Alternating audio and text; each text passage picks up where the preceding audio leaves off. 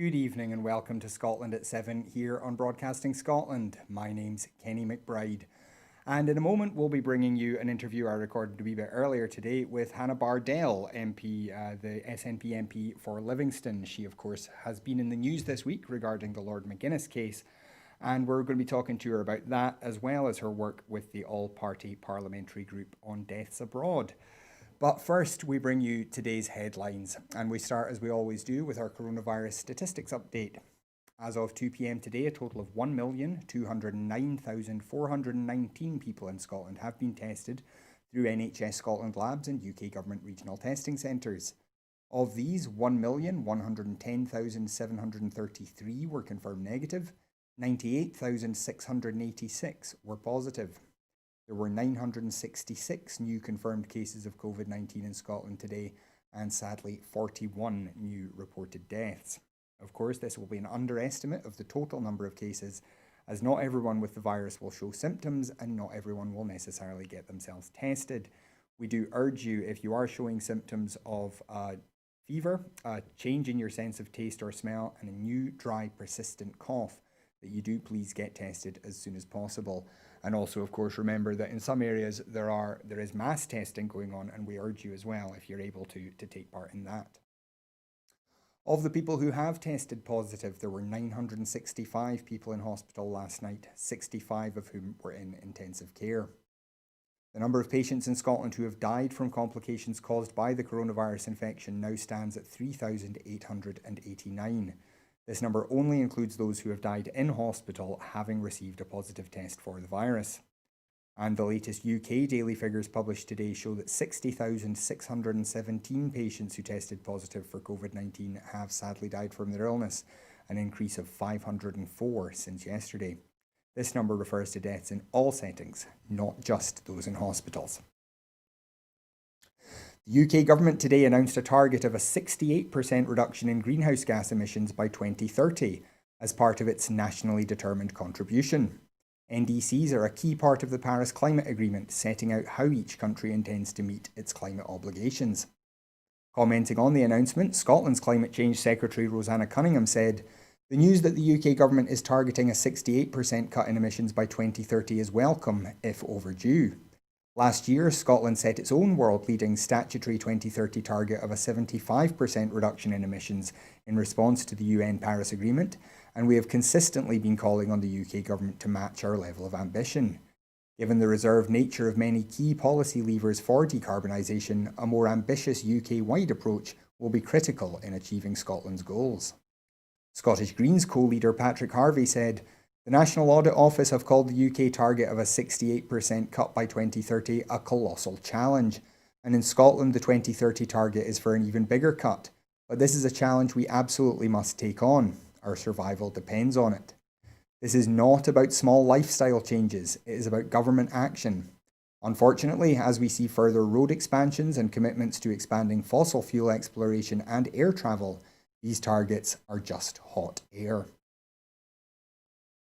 Views are being sought on proposals to secure a strong, sustainable future for the manufacturing sector. The Manufacturing Recovery Plan has been developed by the Scottish Government, its enterprise and skills agencies, industry partners, trades unions and academics to support the sector over the next 12 months. It recognises the significant impact coronavirus has had on the manufacturing sector in Scotland and focuses on 4 priority areas: collaboration and networks, supply chains and competitiveness, adaptation and transformation, and skills and the workforce. There is still a risk that the UK and the European Union will fail to agree a post-Brexit trade deal, according to French European Affairs Minister Clément Beaune. The close ally of President Emmanuel Macron added that if a good deal cannot be reached, France will veto it. "I want to tell our fishermen, our producers, the citizens who are listening that we will not accept a deal with bad terms," Beaune told Europe 1 Radio. "If a good agreement cannot be reached, we will oppose it. Each country has a veto right, so it is possible. We will do our own evaluation of this draft deal, if there is one." A wide-ranging review of gambling laws to be launched next week will consider banning sports sponsorship and limiting online casino stakes among a reformers' shopping list of proposals to overhaul gambling laws. The long-awaited review, which could roll back vast swathes of the Gambling Act 2005, will begin as soon as Monday with an initial call for evidence. Ronnie Cowan MP, Vice Chair of the All-Party Parliamentary Group on Gambling Harm, said, "The Gambling Act needs an overhaul, and I sincerely hope that the forthcoming review is not watered down to placate the gambling lobby.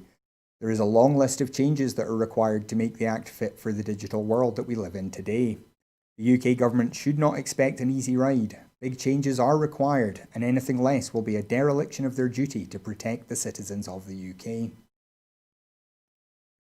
In the US, a former Trump fundraiser and a prominent lawyer were among the people scrutinised by the Justice Department for their roles in what a judge described as a possible bribery scheme to win a presidential pardon for a convicted felon, lawyers for both men have said. Lawyer Abby Lowell's attorney and friend Reed Weingarten said his client was never a target or subject in the Justice Department's inquiry, while former fundraiser Elliot Brody's attorney William Burke said his client was not under investigation and has not been accused by anyone of any wrongdoing whatsoever. No one has been charged in the investigation, the status of which remains unclear. The New York Times first reported Lowell and Brody's roles in the case last night. Court documents released on Tuesday did not disclose details of the alleged crime or the identities of those involved. Human remains believed to be the bodies of over a dozen ethnic Albanians killed during the 1998-99 war in Kosovo have been found just inside Serbia, a Serbian official announced today. More than 2 decades after the conflict in Kosovo ended, the search for the victims remains a major obstacle to the improvement of relations between Belgrade and Pristina. The investigators used satellite imagery to find the mass grave in a remote open-cast mine at Kizivac in the south of the country. Their findings suggested that there could be up to 17 bodies, according to Veliko Odalovic, the head of Serbia's Commission for Missing Persons. The United Nations Refugee Agency said today that it was continuing to receive disturbing reports about Eritrean refugee camps in Ethiopia's Tigray region, which remain inaccessible. "We hope that the recent agreement will allow a full and unhindered humanitarian access to the Tigray region," Babar Baloch of the UN High Commissioner for Refugees told a Geneva news briefing. There were concerns that some Eritrean refugees may have already fled camps in search of safety, he added. Qualifying day nurseries will continue to benefit from 100% relief on non-domestic rates until at least June 2023. Extending the scheme, initially due to end on the 31st of March next year, will allow for a full evaluation of the impact of the day nursery relief on providers, parents and carers, which is a recommendation of the Barclay Review on non-domestic rates. In 2020-21, the relief has been worth an average more than £12,000 to each eligible nursery. And finally, health and social care staff feel a strong sense of pride in their work, a new survey has found. The survey found that despite concerns about challenges in both their work and personal lives, staff express satisfaction with their lives, and the majority of health and care staff continue to say they would recommend their place of work to others. The Everyone Matters Pulse survey, which was carried out in September, saw responses from across all of Scotland's 22 health boards and 30 health and social care partnerships, with more than 83,000 staff members taking part. So that is all of our headlines today. And now, as I mentioned earlier, we go to that interview that I recorded earlier today with Hannah Bardell MP. So I am joined now by Hannah Bardell MP for Livingston. Hannah, how are you doing today? I'm good, thank you, Kenny. It's a pleasure to be on with you. Now, of course, you've been in the news this week because of the Lord McGuinness case. He's found to have committed homophobic abuse against you. And also other abuse against other people in the parliamentary estate. How much of a relief is it that this complaint has been taken seriously and that there has been this verdict handed down? Yeah, I mean, it's a huge relief, and that was certainly my first feeling about it, because I'll be honest with you, it's been quite a traumatic experience and pretty arduous, because once the complaint had gone to the Lord's Commissioner, Lord McGuinness obviously rightly had an opportunity to respond and just said, for anybody who hasn't read the report, and I appreciate they may not have because it's quite extensive, some really horrible and further homophobic remarks, actually. And it wasn't until actually a couple of months ago I realised that there were other than obviously the security guard who had also, been, and who was the subject of the initial complaint, bullied and harassed, that there were two other MPs that had been involved. Another gay MP also received homophobic abuse. And up until then, it had felt like quite a lonely road, to be honest. I had had huge support from family and from my constituency team particularly, but it still felt quite lonely. And to read that others had been involved and had experienced that was horrible and shocking. But it made me realise that obviously the extent of the behaviour was pretty widespread. And the really sad thing, to be honest, is after I made the point of order, I had so many staff in the House of Commons that came to me that wanted to talk about it, that wanted to offer support, but also had received abuse themselves. And what I did was what we are all duty bound to do as elected representatives, which was to encourage them to come forward, to offer support in as much as you can, which really just involved me just giving them an assurance that I would continue to stand up against this kind of stuff. And it's my sense that the culture in the Lords, and indeed the Commons for a very long time for staff, has been one of intimidation and fear. And, there's no secret, I think the House of Lords, as does the rest of the SNP and many other parties, should be an elected chamber so that members can be rightly held to account. There are some good members in there who do good work and who've given me support, but people should be held accountable and should be elected. And also, we're all working in the SNP group at Westminster to put ourselves out of a job and for Scotland to be independent. But for as long as I'm elected to that place, I'll do my best to make sure it's the right and proper, fair atmosphere for staff to work in. And that's clearly not the case. That's what this report highlights.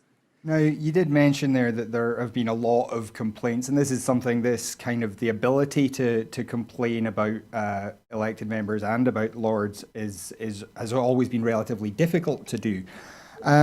And of course, we also see quite a lot of abusive behaviour even within the chamber. I wonder, is there just a cultural problem at Westminster that needs to be changed? And if so, what do you think needs to be done about that? Yeah, I think it's an ongoing process, shall we say. And I would like to think that this incident or these incidents and this report is a huge step forward.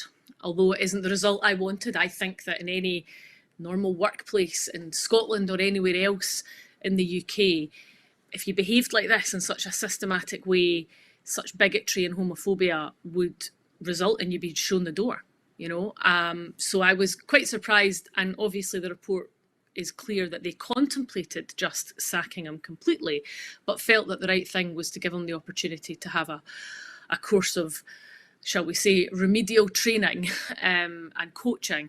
And, I believe in the principle of rehabilitation. So I do understand why they made that decision.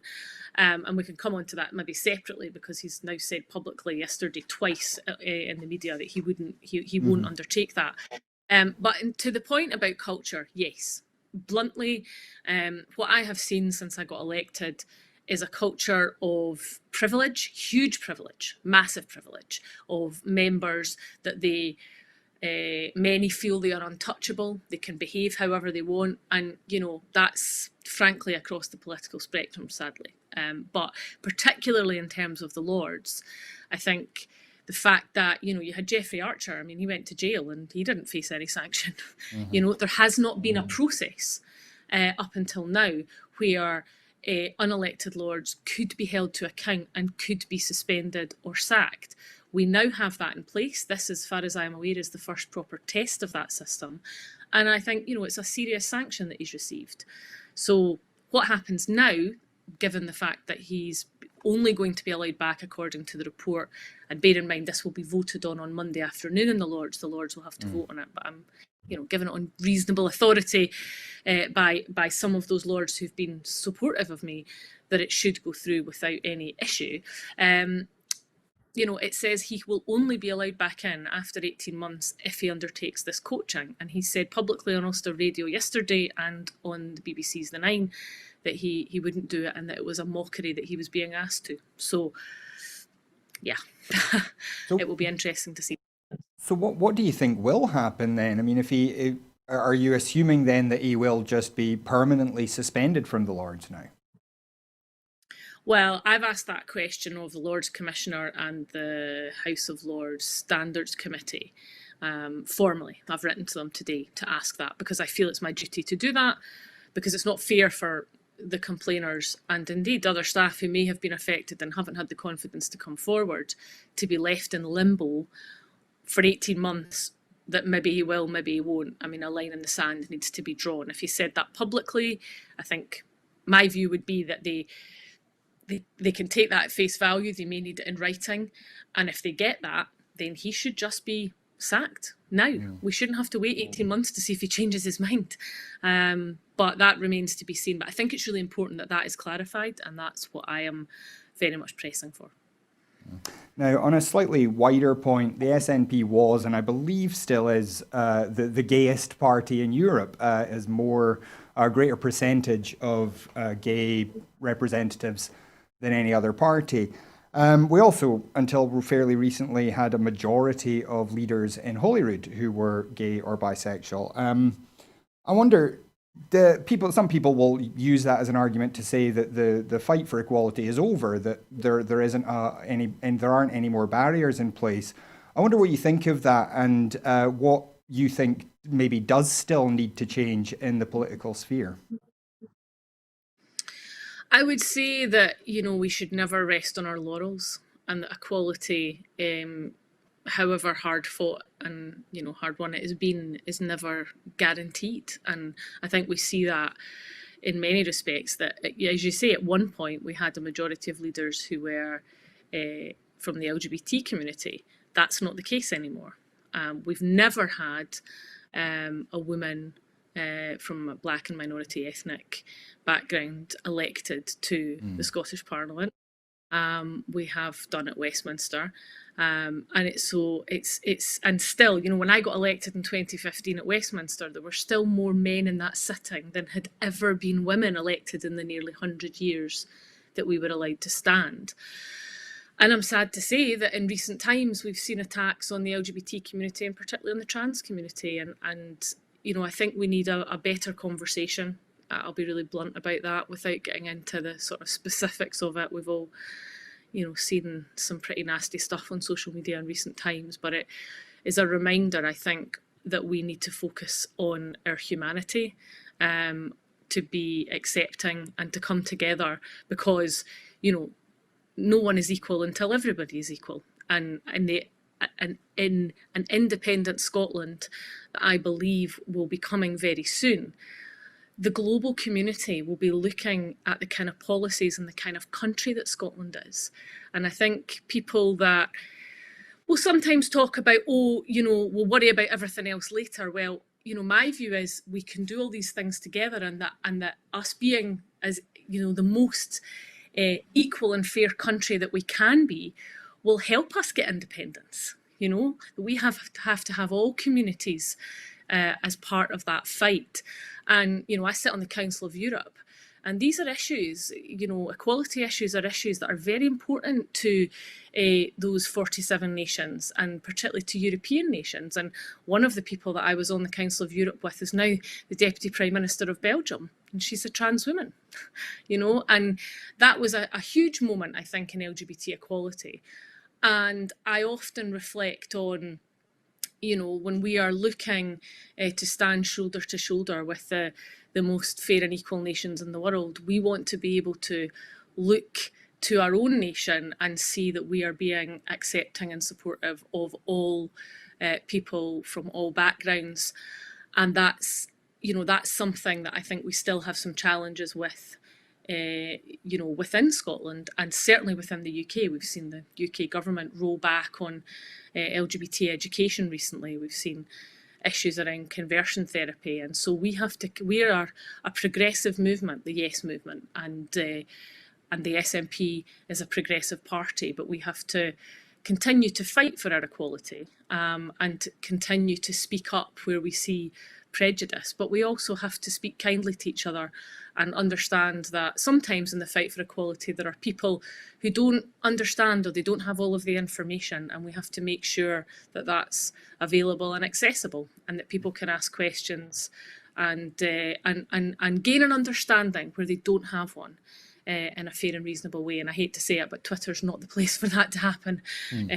So I think that in some ways, is misinformation. And I think Mary Black hit it on the head, the nail on the head in her conference speech when she talked about the drip effect of misinformation, and that certainly is a concern, a huge concern. So I think we have to make sure that we we continue to work hard on those issues as we do on getting our independence, because they are intrinsically linked, and they, having a fairer and more equal Scotland will only be realised if we can make sure that we have a good public discourse.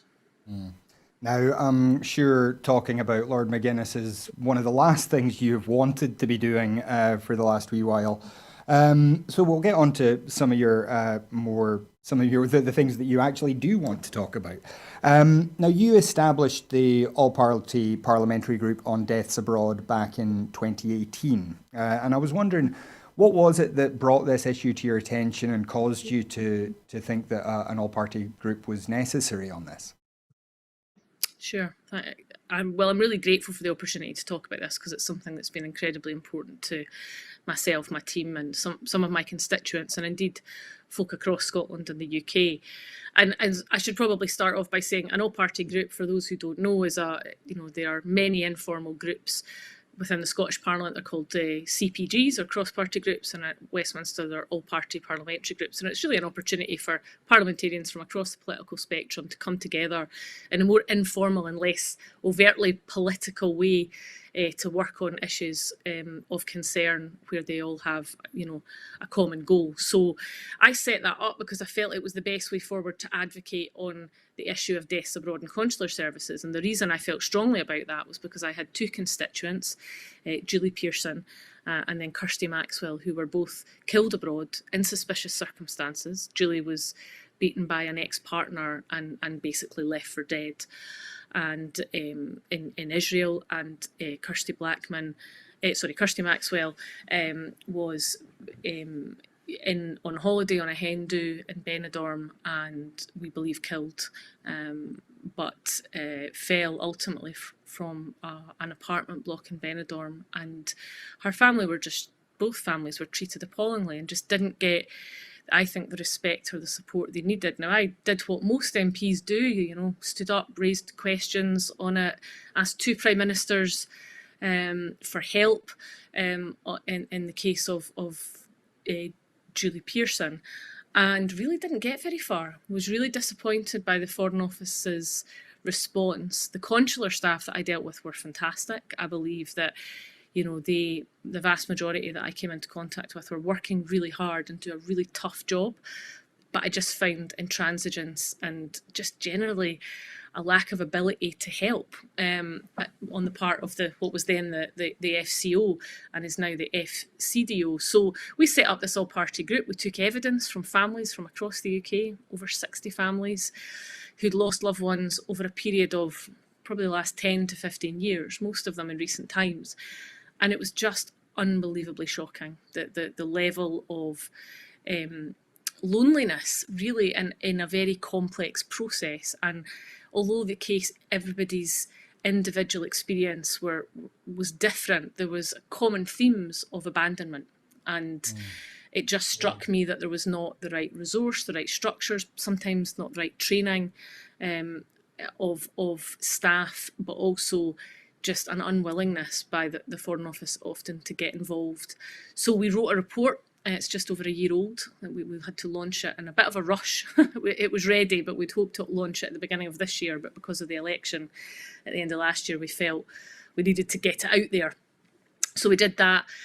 And since then, and we've got recommendations. So it's everything from, families who lose a loved one and can't access, for example, insurance money, because sometimes people's insurance insurance companies are either very difficult to deal with or insurance isn't adequate in certain circumstances, that they get the right support to get their loved one home. Because you've got folk like Kirsty Maxwell's family had to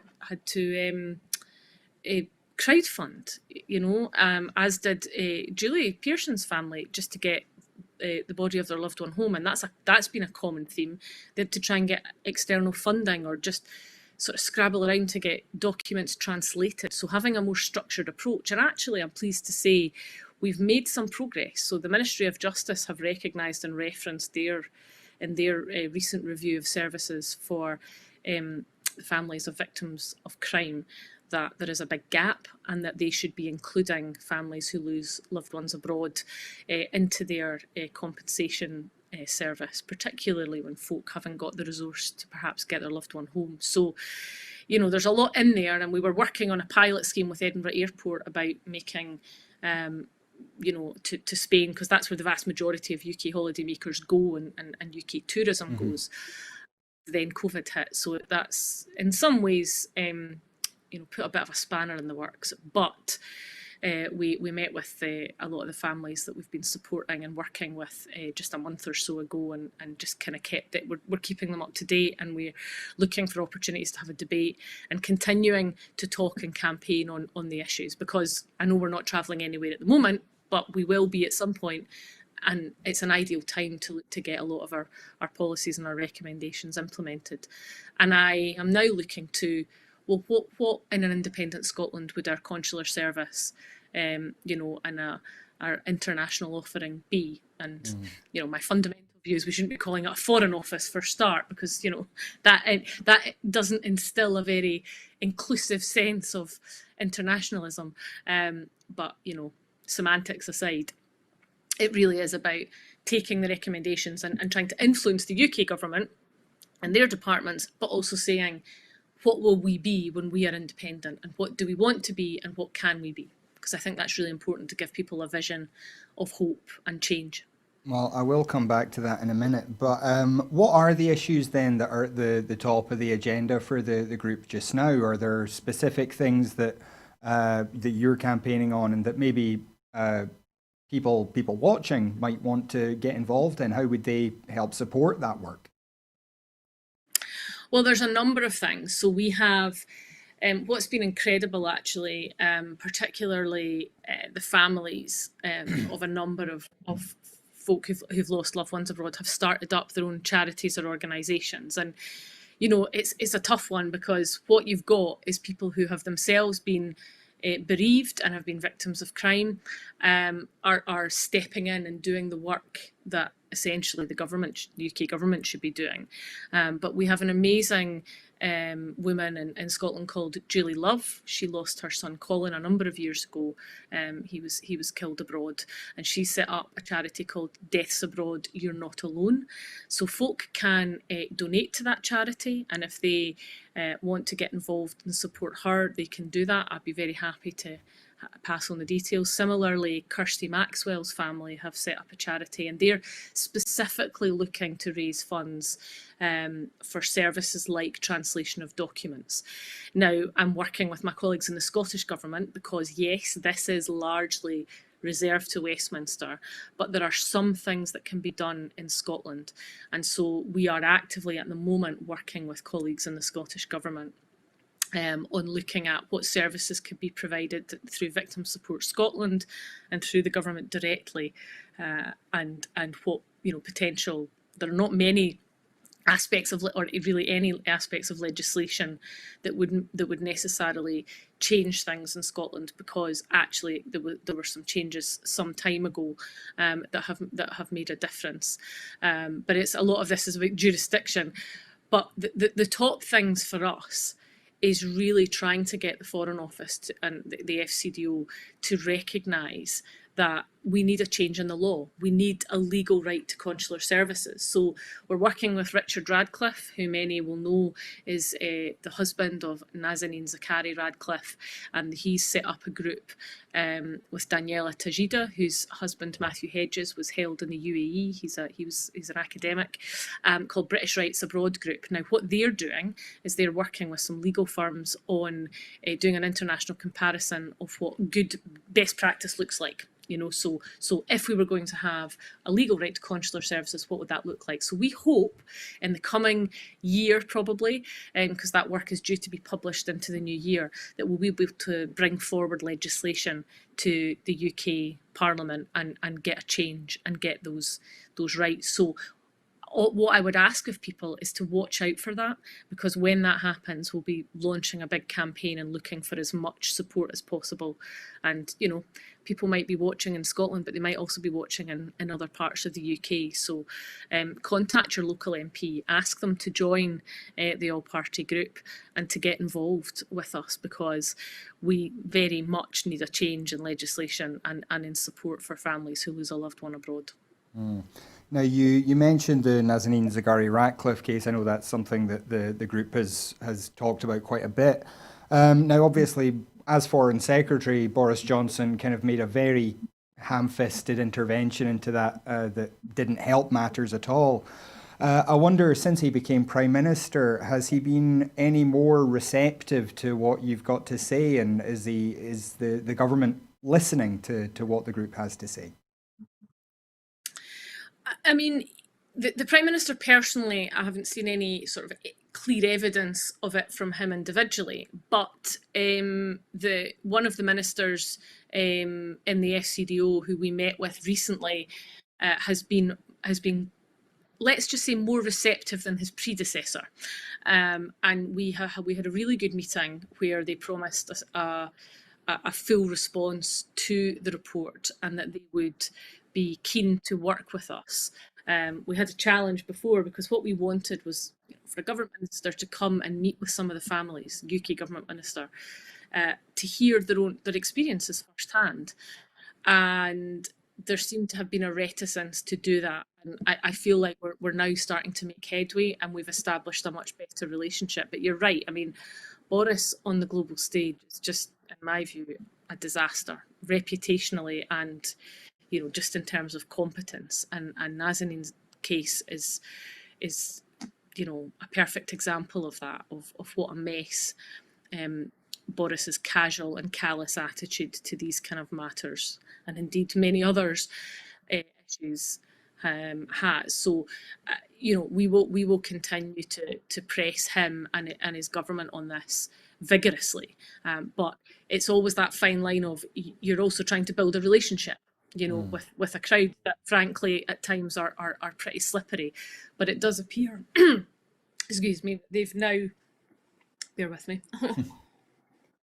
started to recognise and more formally as well, as I go back to the point about the Ministry of Justice, they did a whole consultation on funding for victims of crime, and particularly victims of crime abroad. And they referenced our report and referenced elements of our report and recognised that they need to do better. So that, in my book, is quite a significant win. It's a big step forward, because a huge amount of work went into that report. We didn't write it in a partisan way. We wrote it, off the back of and led by evidence from all of those families. Mm-hmm. So it's their experiences that really come through in that. And it's, I think the Foreign Affairs Committee had done a piece of work back in 2014, and it had taken evidence from a fair few families and had said that the standard of consular service fell way below what people expected, because the number of journalists that I've spoken to who've said, I never had any idea that this is how folk got treated. I just assumed if something happened abroad, you'd get looked after. And you don't. That's the bottom line, is that if you get into trouble, if you're fortunate enough that somebody, who has the right knowledge it happens to be stationed in the local consulate or embassy, then sometimes, yes, you maybe get a decent level of service, but it's not guaranteed. And if you look at the cuts that have happened to the Foreign Office in recent times. I mean, there was a story a couple of years ago, 1,000 diplomatic staff being cut. Now, that's a big challenge for the staff, and to now be trying to do development work alongside consular work.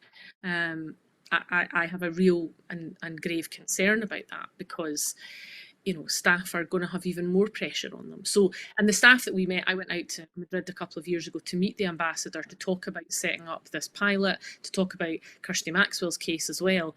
And they were very receptive to the work, because they recognised it would help them. It would help them do their job better. And you could tell they didn't want to say it outright, but there are significant frustrations with the current administration at Westminster, not least because of the cuts. Now, just on the concept of all-party groups generally, a lot of people will find it quite difficult to imagine someone like you working alongside Tories, for example.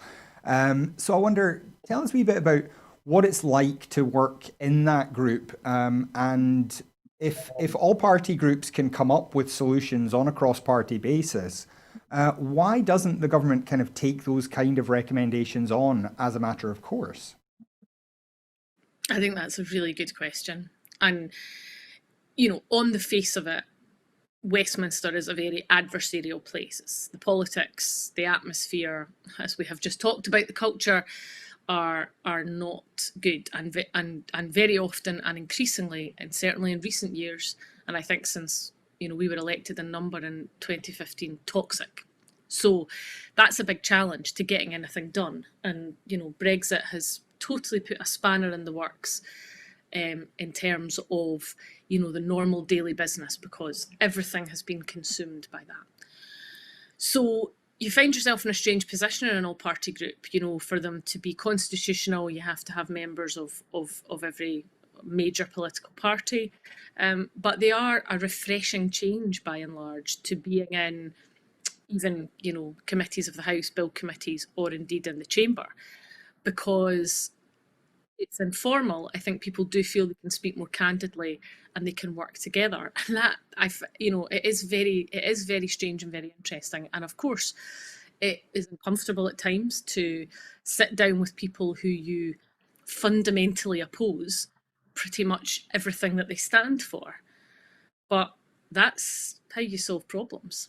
And as politicians, it's little talked about, but when you're talking particularly about casework, and this issue for me came from casework. It was very much driven and dictated by what my constituents had brought to me, and that's politics at its best, in my view. But about 97% of what we do in a constituency office isn't party political. You're just trying to help people. That's what you get elected to do, first and foremost. You get elected by your constituents to do that. Now, I have a fundamental belief, and it's the reason I'm in the SNP, independence is very much key in making the lives better. In fact, it's central in making the lives of every one of my Livingston constituents better. And whilst I work to make their lives better on a day-to-day basis of trying to fix the problems they have, that could be housing issues, it could be universal credit, it could be immigration. We have such a wide range of things that we deal with. It's so frustrating when you see the way that Westminster treats folk, and I know I've gone off on a bit of a tangent here, that so many of the issues you can see that having all the power over our affairs and being an independent nation. I'm not saying it will be perfect. Of course it won't. There'll be many challenges for us, but it's so obvious that on so many fronts, being able to have all the powers of independence will mean that you'll be able to solve so many of the problems that our constituents come to us with. And so the beauty, I suppose, of an all-party group is that you can sit down, talk candidly, and look for agreed solutions, and ways to get through things. And it's interesting that there will not be a member of Parliament in the House of Commons who has not had a constituent who's either, got into some kind of trouble, not necessarily by their own making, abroad, or had some kind of incident happen, over a period of time. And so often I will see members stand up and say, well, this is what's happened to my constituent on holiday or when they've been working abroad, and you see the same old carbon copy answer.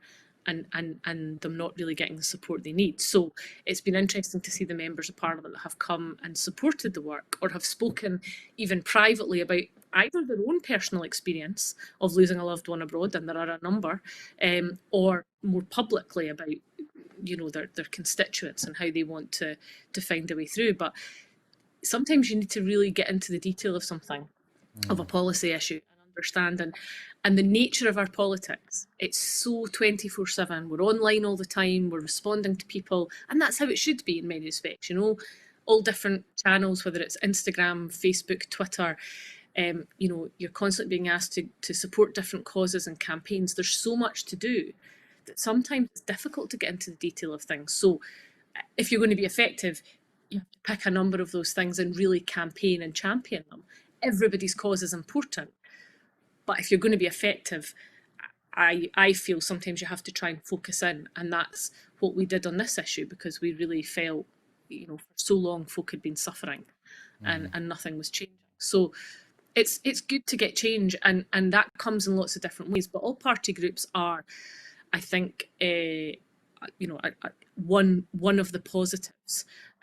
Some are more effective than others. Some are more relevant than others. If you look down the list, there are quite a lot of them, and some of them seem a bit dubious, to be really blunt about it.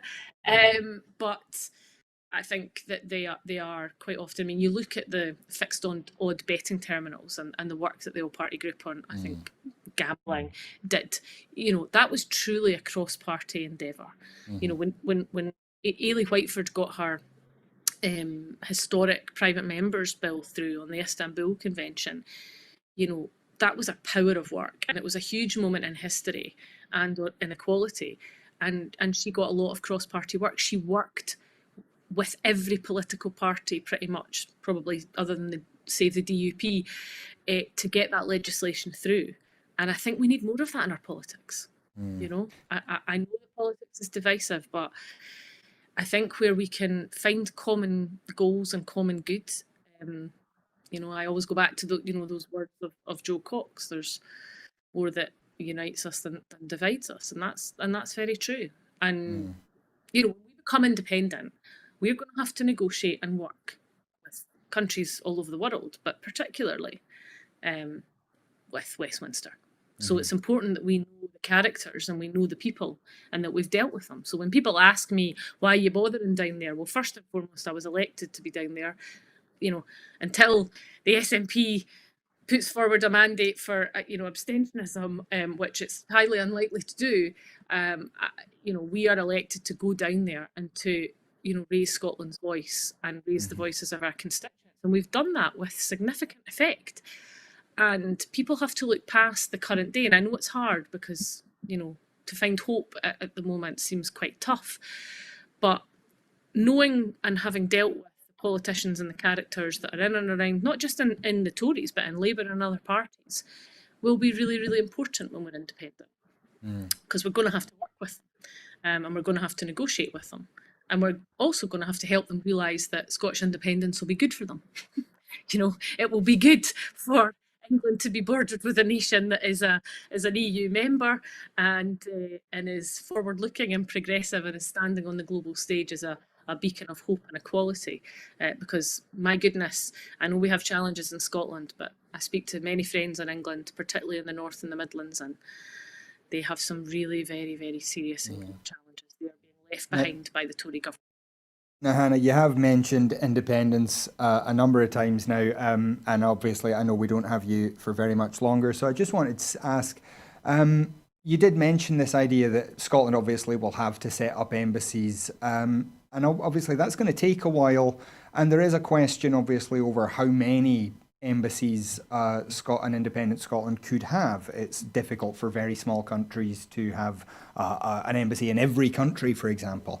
So I wonder, what thought have you given to that, and is there work going on that you're involved in for the SNP behind the scenes on figuring out how an independent Scotland could configure its consular services?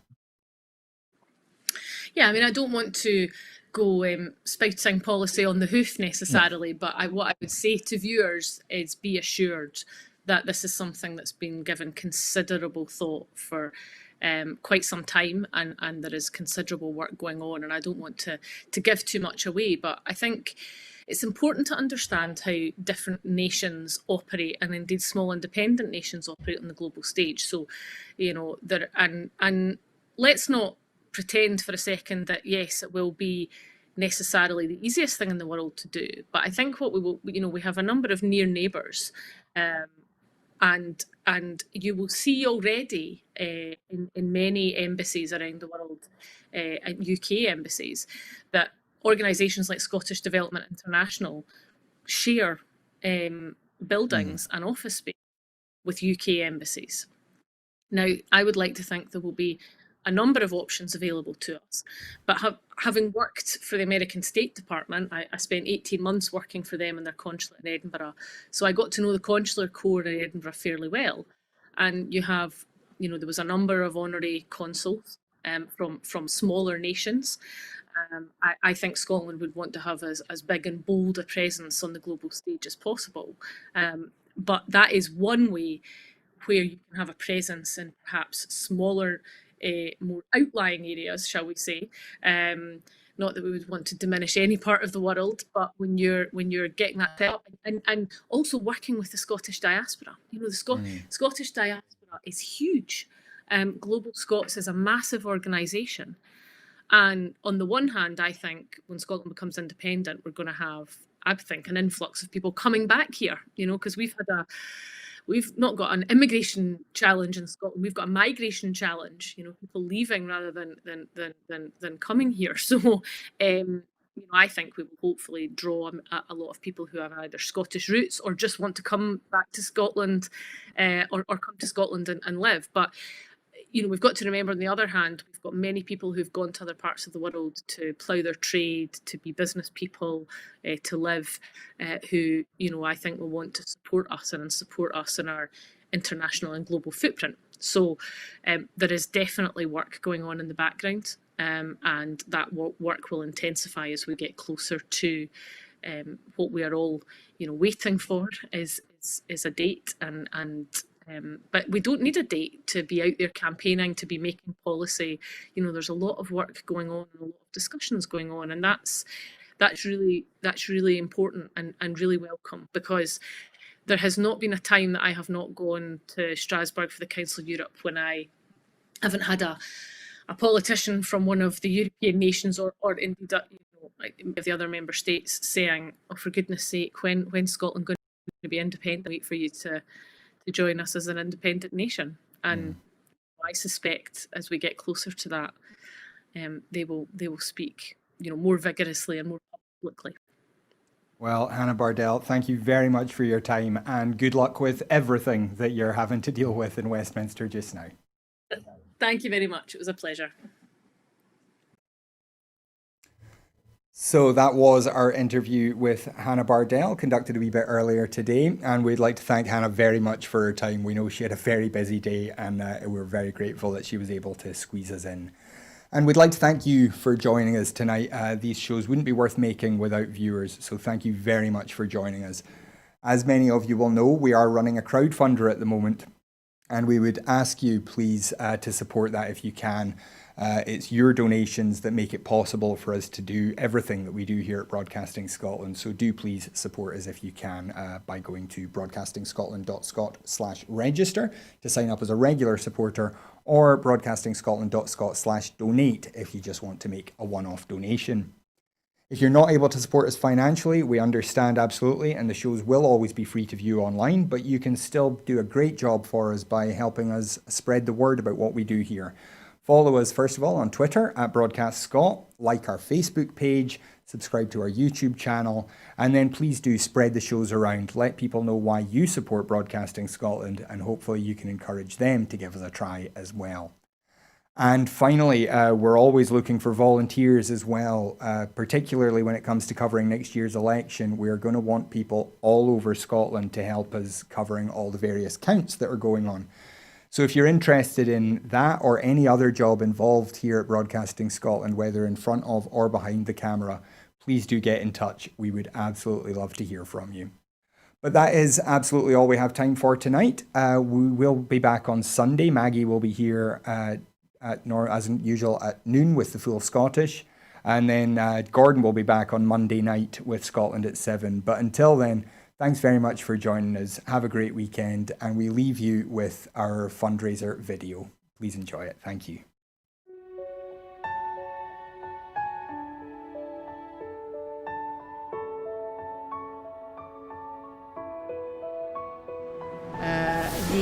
The Catalans, the Basques, the Galicians in the Basque.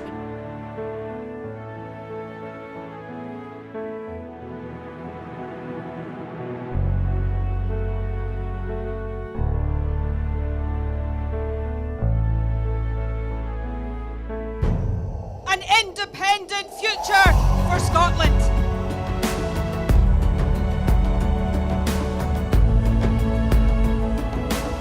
How quickly do you think a referendum can be arranged? Best practice demands that it should be 6 months.